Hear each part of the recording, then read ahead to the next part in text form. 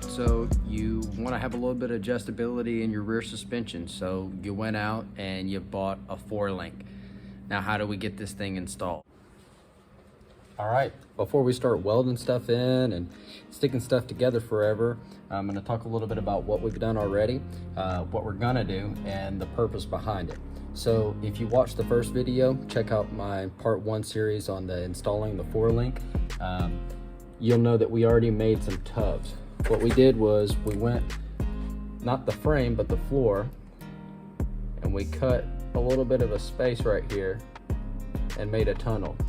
The reason that we did that is so that the front mount could move up. This is going to do a couple things. It's going to allow the rear end and everything else to also move up, which allows the back of the car to drop down a little bit lower. It's going to help us get a lower center of gravity. That's going to help out when you're drag racing, or really pretty much with almost any kind of racing.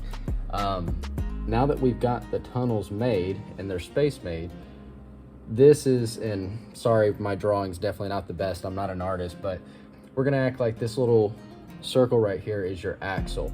Now the circle being your axle, you've got an axle part of the 4-link, which is gonna go on your rear end, and you've got a frame part of the 4-link. Now we've made space for the frame part of the 4-link, but imagine you've got 2 rails going like this down the car. That'd be your rear and front subframe. Being that the rails are just like this, and your 4-link will also be going straight, you need something strong behind that to mount the back of this up against. Now, what I did to solve that is you could just get some 2 inch by 4 inch square tubing that's at least, I'd say, 1/4 to 1/2 inch thick, something nice and sturdy, and that will work. Or you could just get some 4x4 like I did, because I got it super cheap, and cut it down to 2 inches by 4 inches. We're gonna weld that up, and I'll show you what I mean in a little bit, but we're gonna weld that up onto the back of the subframe, and then put the mount part that goes on the frame against that. That's going to help it be really, really sturdy. We're not going to be trying to just mount it on the side. We're going to be able to get some good welds on there and make sure that it stays strong and stays where it's supposed to be. Like I mentioned before, you have a axle part and a frame part. The frame has a flat back. It's going to have pieces of metal that we're going to weld onto the back of it that strengthen it, but we're going to put that backed up against this, and then we'll weld this to the subframe. The axle part of things, they come already with a closed circle. They don't come cut like this. The reason that I cut them like this is because most of you already are gonna have, like me, the end caps on your rear end already, and there's no sliding that through. So I cut it at the widest part of the circle. This will allow me just to slide it over. Then I can tack it in place, tack the other side on place, and I'll actually be able to rotate and spin this into place. All right, before you get welding anything, you got to clean the metal up. No use in trying to weld it on anything that is dirty or rusty. So I grabbed a wire wheel, put it on a grinder. I'm going to clean this metal up real quick. Make sure you use some glasses. You don't want one of these guys in your eyeballs. Don't work together.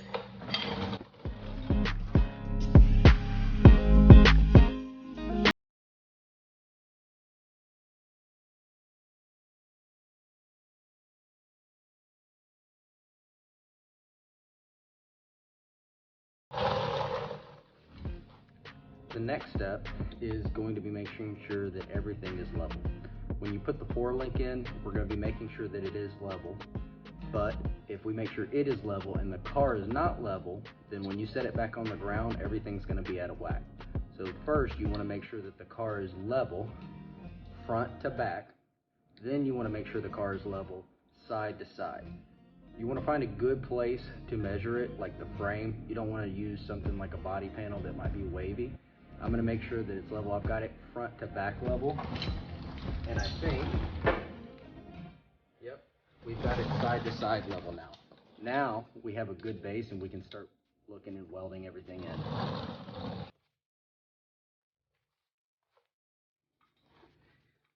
Now that we have the car level and we got a good base, we can make a place for us to mount the frame part of the four-link.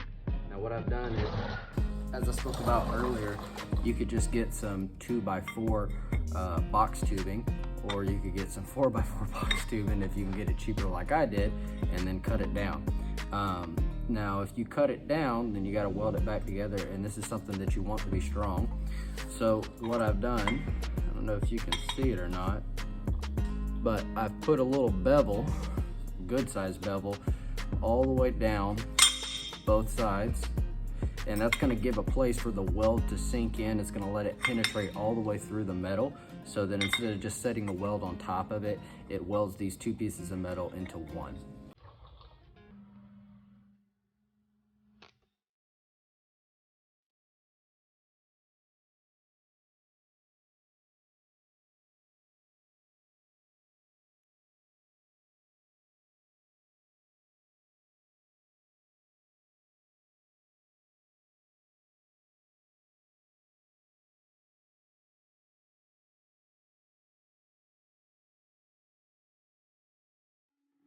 All right, now that I got these welded up, I can show you what we're doing.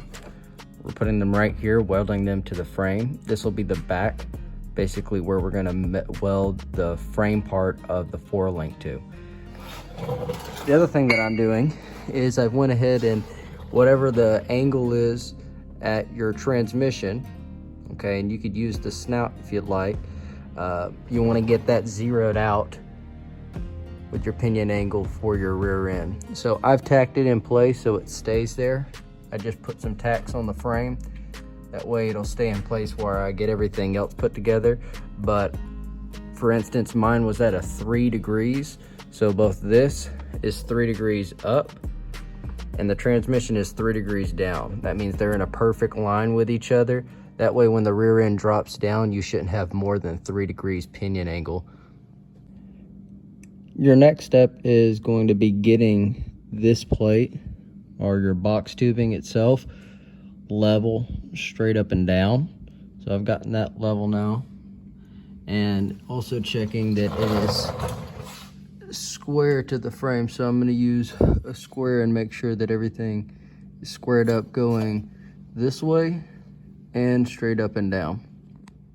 All right, after making sure that both of these were level, made sure they were both at 0, they were level, and then I verified that the distance from here to the center line of the axle on this side is the same as from here to the center line of the axle on that side. Now, if you have a competition engineering four-link, they'll let you know that from here to the center line, it needs to be 23 inches and 11/16. I'm going to do a little bit of trimming on the bracket. They say that you can. It's going to make sure that it is indeed 23 and 11/16. Okay, so on the competition engineering four-link set, this is the frame mount part of it.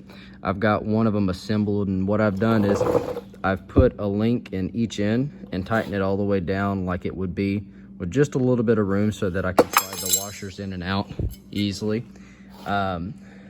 This has given us the proper spacing from here to here, and it lined up perfect. They give you a back plate to help strengthen everything. What I'm going to do right now is get everything welded into place and then trimmed up so that we can stick this part onto the frame itself. Now we've got the frame part of everything welded together, the back plates welded on both of them. Now I'm just going to go through and clean up these welds and trim this a little bit of extra off of it, and it should be about ready. I now have them sanded up, cleaned up the welds, and cut off that little bit of extra trim at the end. They're pretty much ready to be put in the car, and I'll show you how I'm going to do that. So we're under the car now, and as you can see, we had our box already in place and tacked in. We've double checked this to make sure that up and down this is level. It is. Then we're going to check and make sure this side to side that it's up and down level as well. I've done that. It is level. Now I'm ready to put a couple tacks to hold this in place. Then I'm gonna do the same thing on this side. I'm just using a metal clamp right now to hold it in place, and then I just kind of tapped it with my hand or with a hammer until I got it till 0, which is level. Got both of them welded up. Starting to look like it's got a 4-link. At this point, what I'm doing is I've put in a heim joint in the top and bottom, just like we did on the front part for the spacing. That way, when I weld these in place, we'll be able to fit everything in there. Just like I said, I cut these in half so that I could slide them on there, and then I tacked them where I can still move them. The next step that you're gonna do once you get these on the axles is we're gonna get this front edge parallel to your pinion angle. And so in this case, my pinion angle is 3 degrees up. It's in line and at 0 degrees to the pinion angle of the tail end of the transmission, but it is 3 degrees up compared to level. So what we're gonna do is we're gonna make sure that these are 3 degrees up compared to level. That way these, the front face of this, is in line with the pinion angle. That'll make it where everything is square. Alrighty, so we've got everything tacked in place now. We got the rear end mounts tacked in place. We got the front frame mounts tacked in place. I just checked out the bottom bars to see if they would fit, and they do. Okay, now that you got your 4-link installed to control the front and back movement of the rear end, we need to control the side-to-side movement. How you can do that, there's a couple different ways. You can use a wishbone setup, which is, it's shaped a lot like a wishbone, has 2 contact points on the rear end itself, 1 contact point up front, and it actually lets the tube slide in and out, which keeps the rear end in place. You can use a Watts link, which is 2 bars, each holding it from moving, or you can use a Panhard bar, which is most common, and that's what I have here. I had to get a little bit longer one, decided to spring for chromoly, and wow, it shocked me just how much lighter the chromoly was from the mild steel. The mild steel Panhard bar that I had was 23 inches as far as tube length goes. This one is 29 inches, 6 inches longer, and it's a ½ pound lighter. That really just goes to say, if you want to lose weight, chromoly is one of the smart ways to go about it. It's also stronger. Then you've got your heim joints at the end. This is going to allow this to swivel just a little bit. And what this will do is we're going to mount it to the rear end and mount it to the frame of the car. And this will keep the rear end from moving side to side. There's a frame mount that looks like this. It'll have a couple holes in it. Some of them only have 1 hole. I wanted one that had multiple holes so that I could adjust it at the frame and also on the rear end itself. It will go up against the frame rail on the inside. This will connect, go into the rear end. How it connects to the rear end is there's a rear end mount. This one has a lot more adjustment on it to be able to get everything just right and parallel. And you'll know that it's a rear end mount because it's already kind of got a curved half circle shaped into it. I'm gonna need to trim this up a little bit to get it to fit just right on my setup.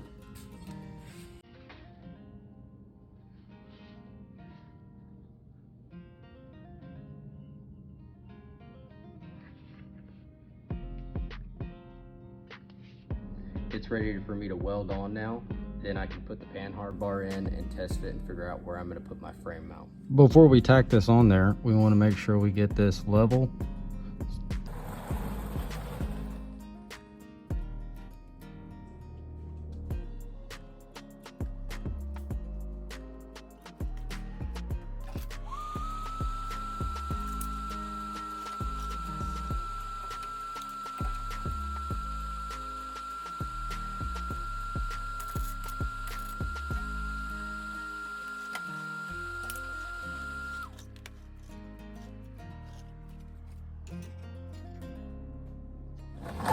Okay, so now that we've got our frame mount tacked in for the Panhard bar, and we've got the rear end mount tacked in for the Panhard bar, we've got our mounts tacked in.